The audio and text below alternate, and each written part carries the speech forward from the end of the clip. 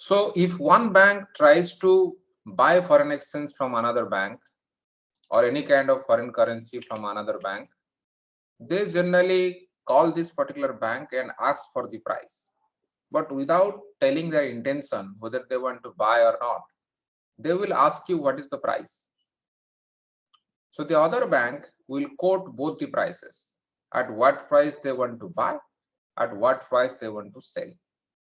So that's why we call it is a open bid double auction market. So if bank A will call bank B, then bank B has to basically quote both the buying price and as well as the selling price. At what price they are selling dollar, at what price they are selling what price they are selling dollar, at what price they are buying dollar.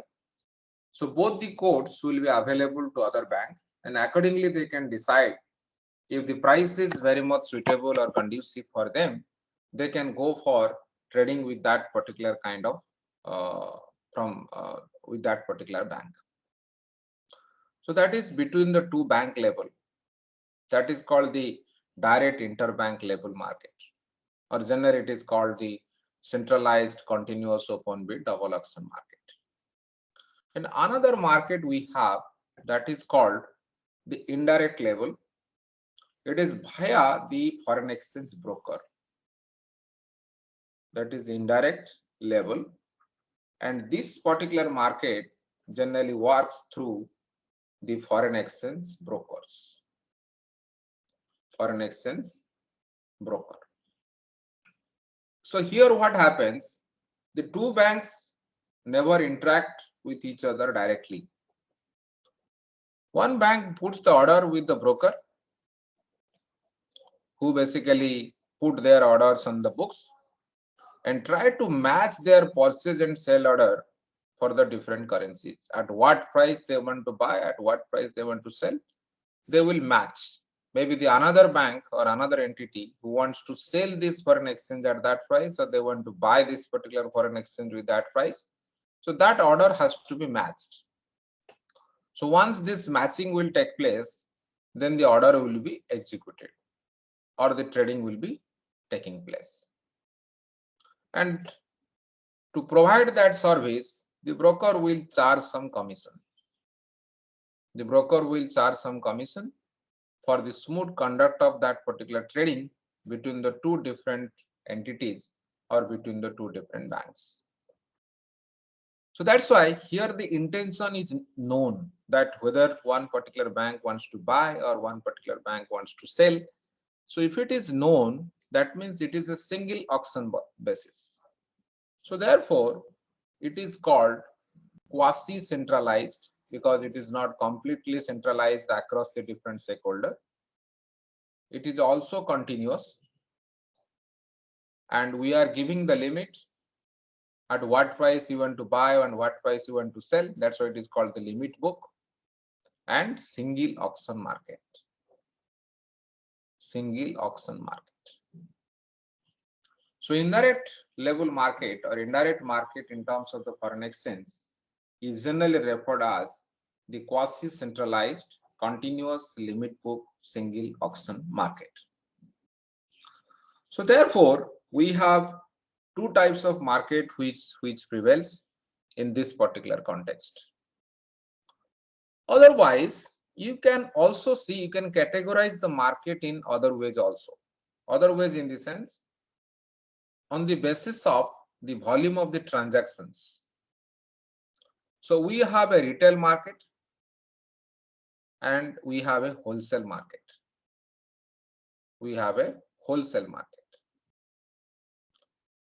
The retail market, generally whenever we are going abroad or you want to convert the foreign currency or rupee into the foreign currency or foreign currency into the rupee, we are a part of the retail market. So here you can go with a traveler's check, you can go with certain foreign currency with you, you can take a bank draft, you can take a bank note. So there are many instruments where you can carry with you or which can be used as a foreign exchange instruments. So these are basically always happen between the different customers like tourists or maybe the different individuals who wants to go abroad for certain reasons. So they are a part of the retail market. They are a part of the retail market. But whenever you talk about the wholesale market is generally primarily an interbank market, in which generally the major banks trade in the different currencies, and that means they transfer the bank deposits from the sellers to the buyer's account. Okay, so that is basically in a large scale generally takes place between the different banks. But if you look at the foreign exchange market, it is whenever we talk about the exchange rate between the banks, it is generally determined by the interbank market. Okay, then banks basically charge their customer little bit more than the interbank selling or the ask rate, and pay their customers less than the interbank buying or the bid rate. If one bank is transacting with another bank directly, their prices, for example, $1 is equal to 70 rupees. If it is happening in the interbank market or in general market, if you go to a bank, the bank will not give you 70 rupees. The bank will give you, let's 68 rupees or 69 rupees. Or if you want to reverse, let you have the rupees and you want to convert into the dollar, then in that case also what they will do, they will basically always go for that means instead of giving you 70 rupees per dollar, they will charge little bit, their price is little bit higher. So that's why the banks basically charge their customers more than the interbank selling or the ask rate, and pay their customers less than the interbank buying or the bid rate. And the rest of the money, whatever the difference, basically what always we will observe, that difference is the profit what the bank will always generate. If you talk about Indian context, so in India, what happens, the major source of the supply of the foreign exchange generally is the receipts on account of exports and the imports. Mostly the supply is coming from the export side in the current account, and inflows in the capital account like your foreign direct investment, portfolio investments, borrowings, external commercial borrowings, NRI deposits. So these are the major sources, supply side, sources of the supply of the foreign exchange. The sources of the supply of the foreign exchange is basically your export, and the other services are like invisibles in the current account, and inflows like foreign direct investment, portfolio investment, external commercial borrowings, and NRI deposits. So these are basically the supply side factors. And whenever we talk about the demand side basically comes from the import, right? And you have the external aid what the country gets, redemption of the NRI deposits. If NRI deposits matured, then the redemption of NRI deposits, and the outflows on account of direct and the portfolio investment, foreign direct investment and portfolio investment. The inflows are basically a part of the supply side, and your outflows are basically coming from the demand side. So these are the major sources of supply and demand of the foreign currency, what generally we observe in the context of Indian foreign exchange market. So accordingly, once these particular sources change, your foreign exchange rate, rupee versus dollar or rupee versus pound or rupee versus euro, those things basically get changed. So that is the way basically this exchange rate determination is done with respect to the Indian market. So major supply side factors already, or supply side sources and major demand side sources we have to first identify. then accordingly any fluctuations in the supply side factors and demand side factors, that will determine the exchange rate in that particular market. So if you look at the India, the major players, if you look at, the Reserve Bank of India is the apex body. So without the knowledge of the Reserve Bank of India, no foreign exchange transactions takes place in Indian market. So the major player or the apex body in terms of the foreign exchange transactions is our central bank, that is basically the Reserve Bank of India. And we have some of the authorized dealers what Reserve Bank of India has given the license to do the foreign exchange transactions. Mostly they are the banks, and they are authorized to deal in the foreign exchange and foreign exchange brokers, who are basically the intermediaries. And there are certain customers like individuals and companies and all. They basically trade with or transact in terms of the foreign exchange through a particular bank or through a particular broker. Generally, all commercial banks, public sector banks, private sector banks, then your foreign banks, which are operating in India, they belong to the category 1 of the authorized dealers. They are called as the category 1 authorized dealers who have got the license from the Reserve Bank of India to do these foreign exchange transactions. And there are some full-fledged money changers.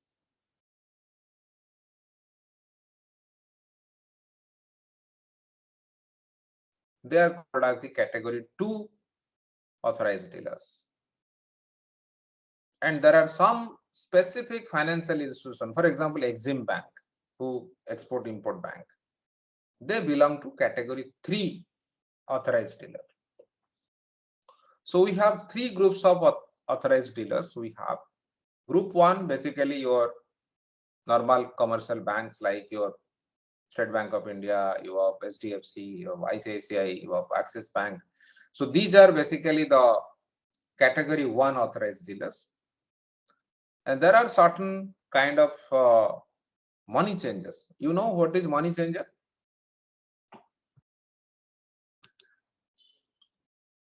Yes. What is money changer?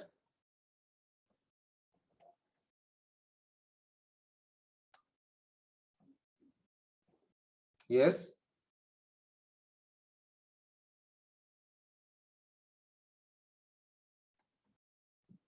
Yes. Can you give some example of the money changers?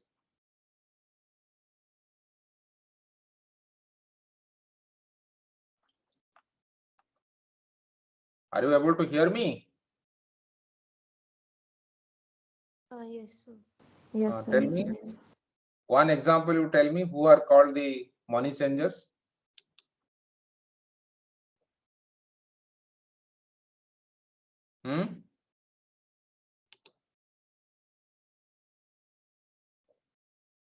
Yes.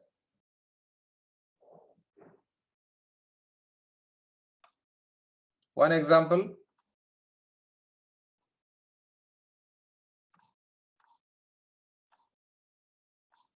Are you getting what do you mean by money changer?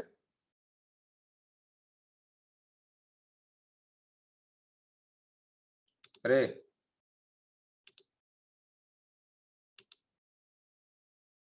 Priyansa? Yes, sir. Who are the money changers?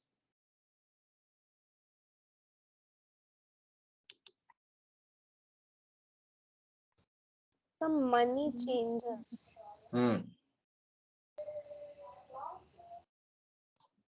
One example, if you want to convert your dollar, you have certain rupee, you want to convert it to dollar, or you have certain dollar, you want to convert it to rupee, then where you go to convert that?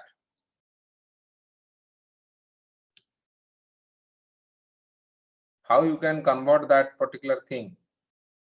Sir, through RBI. Correct.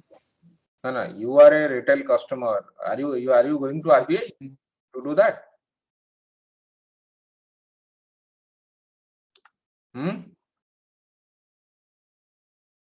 तुम RBI में जाके कर सकते हो?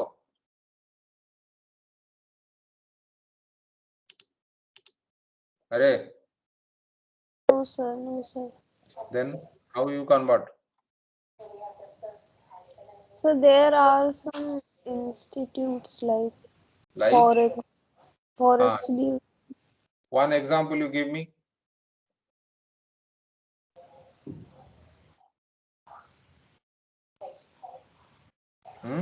You can go to a bank, right? You can. Yes, yes, sir. Like, but like which bank? Is it like all the banks can't exchange, right? That's why I said, na, there are some authorized dealers. They are called the authorized dealers. You can, for example, in Kharagpur, if you take the example, your State Bank of India, our Kharagpur branch, which is there, you're inside your campus, they are authorized to do the change, foreign exchange change, right? Yes, sir. So there are, that is one way. But is there any other way?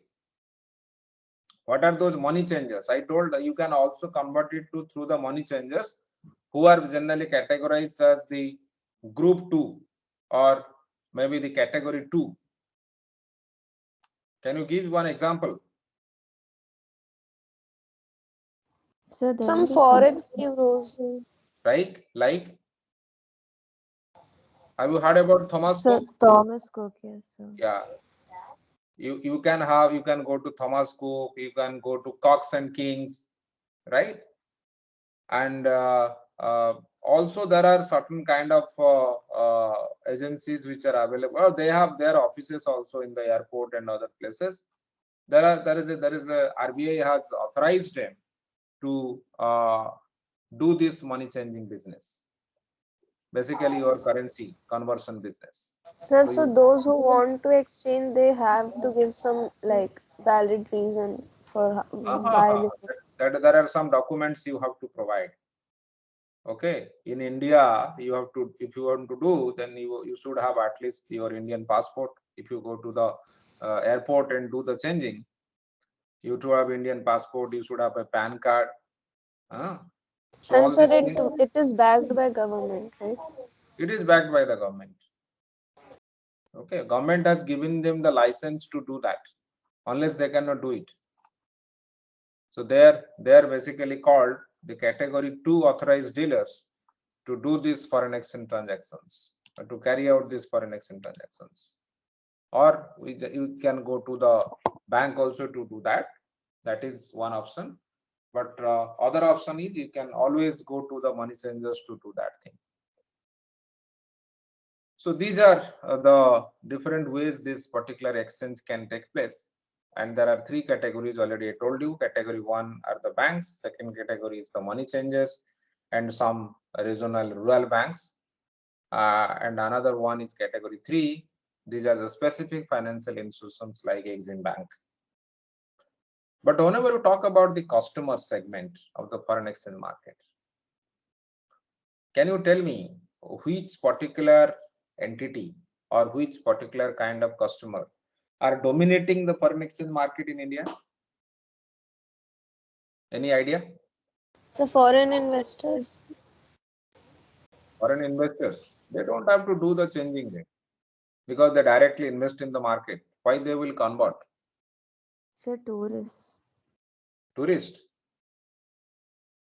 Is it tourist? इतना tourist आते हैं? Their foreign exchange market is dominated by them. NRIs to some extent. But the major players, if you see, in India, the foreign exchange markets are mostly dominated by the companies. Public sector units, mostly. And mostly the public sector units means I'm talking about the oil companies. Indian Oil Corporation, ONGC. So they are the major players. We have the BHEL. We have Steel Authority of India Limited. Then we have Maruti, who have this going for basically these particular companies who are involved in the export import business. And Government of India also is a major player. Why? how the government of India is involved in the foreign exchange market? What kind of things they deal with through the foreign exchange market? Yes? Anybody? Any guess?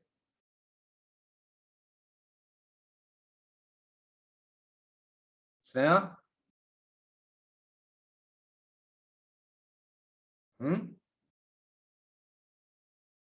Sneha? I don't know, sir. Defense deals, right? Whenever we buy certain defense commodities or defense kind of instruments which are used for our defense activities, that time the foreign exchange market, they have to take the help from the foreign exchange market, and the transactions are done through that. And even if you look at the private companies, we have the Reliance Group, Tata, Larsen and Torbro. They are the major players who deal the foreign exchange market, who involve in the foreign exchange market in a large extent. And already you have said about FII. FII is also one of the major players in the foreign exchange market. So we have a Foreign Exchange Dealers Association of India.